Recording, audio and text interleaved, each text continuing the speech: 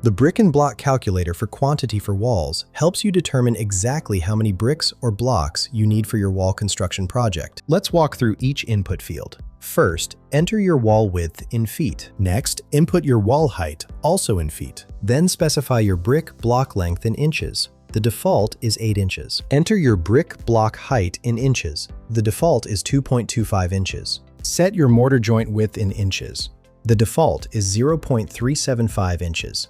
Finally, input your waste percentage. The default is 5% to account for breakage and cuts. Click Calculate Brick Block Quantity to get your results. Let's say we're building a wall that's 10 feet wide and 8 feet high, using standard bricks with the default dimensions and mortar joint width, plus 5% waste allowance. After clicking Calculate, the Results section will display the total number of bricks or blocks required for your project, including the waste factor you specified. This gives you the exact quantity to order, ensuring you have enough materials while minimizing excess. Find the link in the description below.